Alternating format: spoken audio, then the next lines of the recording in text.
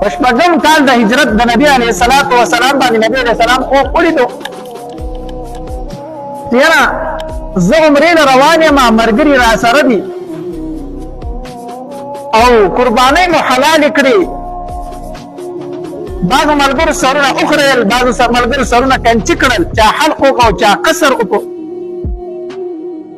نبی علیه الصلاة والسلام چې سهار راپاڅېدو صحابه کرامو ته یې دا خوب بیان کړو چې ما خوب لیدلی دی او زه پکې عمرې له تللی یم او تاسو را سره هم یې نبی علیه السلام اراده وکړه چې ځئ چې ځو عمرې له عمره به وکړو خو چې نبی علیه السلام روان شو او د حدیبیې مقام ته ورسېدل کافر مخې له راووتل ویې موږ خو تاسو عمرې ته نه پرېږدو تاسو به عمرې له نه ځئ بهرحال هلته کې وو بیا د کفارو د طرفه څه کسان رالو او صلح وشوله روغه وشوله او په هغې کې لیکل وشو څه شرایط پکې کېښودی شو نو په هغې شرطونو کې یو شرط دا و چې څه کال تاسو عمرې له نه شئ تللی څه کال به تاسو واپس کېږئ را روان کال نه به راځئ او بیا عمره به کوئ نبی علیه السلام خو خوب کې دا ولیدل چې زه او ملګري مې عمرې نه روان یو خو لکه کال خو یې پکې نه ولیدلې چې څه کال خو را روان کال نه د دې څه کال عمره به نه کوئ را روان کال نه به راځئ او د هغې ورته هم څه شرایط کېښودل چې ځان سره به اسلحې نه راوړئ او داسې به راځئ داسې راځئ او مکه کې به 3 ورځې تېروئ بیا به واپس ځئ بهرحال دا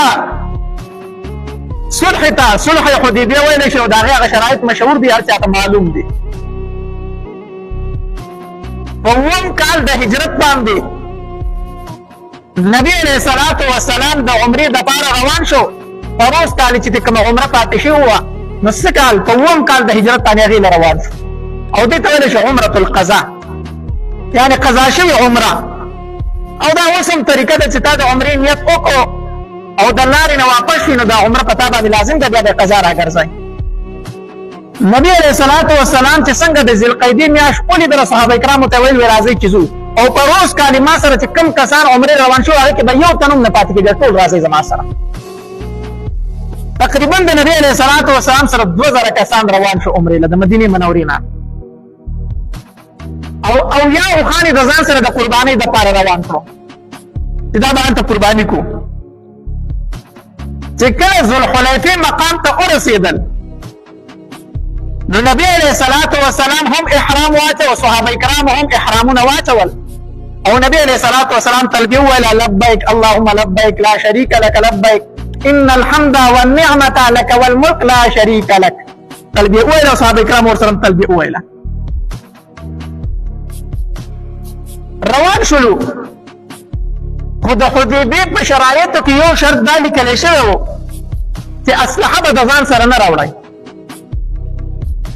نبی علیه الصلاة والسلام احتیاطاً د ځان سره اسلحه اخیستې وه ځکه د کافرو په خبره باندې هېڅ اعتبار نشته دی دوی خو وایي چې موږ به درته څه نه وایو خو کوس ووایي راته نو بیا نو احتیاطاً یې د ځان سره اسلحه اخیستې وه خو چې مکې مکرمې ته ور داخلېدل نو په بطن مقام کې هغه اسلحه هلته پرېښودله ځکه چې نبي علیه السلام سره په دې خبره دستخط کړی چې موږ به اسلحه نه درلو نو مکې ته د ځان سره اسلحه ونه وله خو بطن کم مقام چې هلته یې اسلحه کېښودله احتیاطاً او 200 کسان یې ورته پرېښودل چې تاسو د دې اسلحې خیال ساتئ او د نبي علیه الصلاة والسلام سره 1800 کسان روان شو عمرې ته ورغلو چې کله حرم ته ور دننه کېدل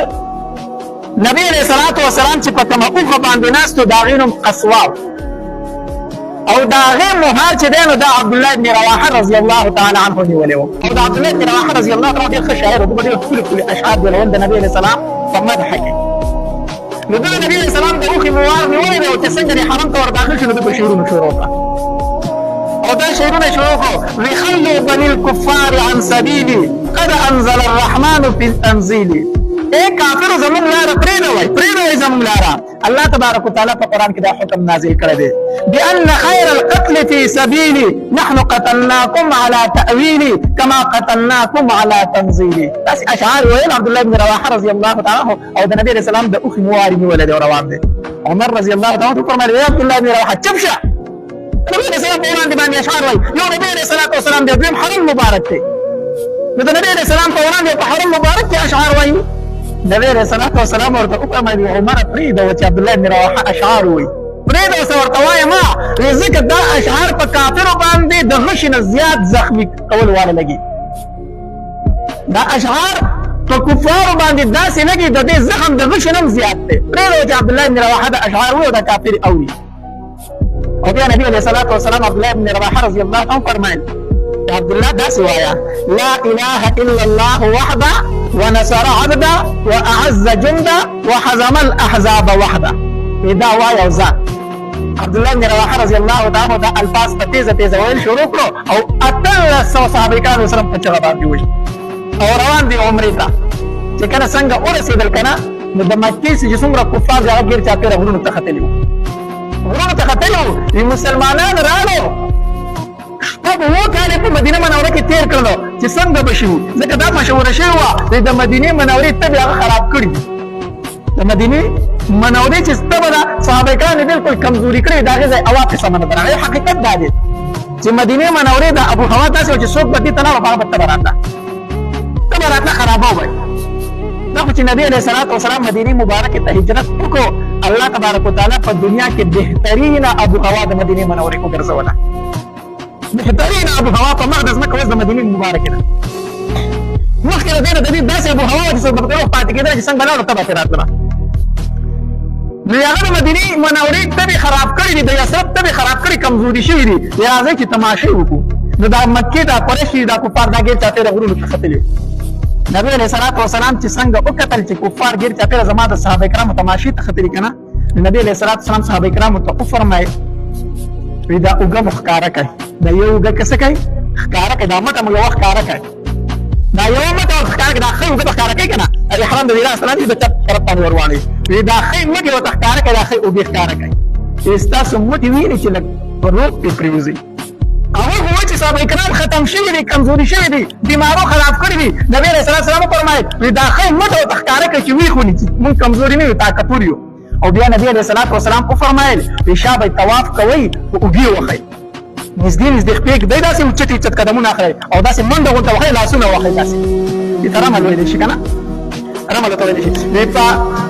داسې نږدې نږدې قدمونه ږدئ او منډه وښئ داسې لږ غونته کې اوچت اوچت قدمونه اخلئ چې دوی ته پته ولګي چې کمزوري شوي نه دي ښه چاک شوي دي او داسې پکار هم ده چې کله ته د کافرو خوا نه ځې که نه په ځان غلی غلی عجز نه کوي چې کله هغه تا ته په سپک نظر ګوري یا دیني خلک دی طلبا دي علما دي دې یو مجلس ته ځي او دته فطر چې دا خلک ما ته کمزوري ګڼي چې ما ته د مدرسې طالب وچونه پسې کې دی دغې ملا او طالب نه پکار دي چې د هغې په مخ کې باندې داسې سینه روباسي ویل باندې که نه او ښه تکبرانه خبرې شروع کړي او په خپل ګاډي ورسره نه په کرایې د غټ ګاډي راوالي داسې مجلس ته چې ولاړ شي چې به دې خلکو روغ پرېوځي چې دیني خلکو ته بیا دپاره سپک نه ګوري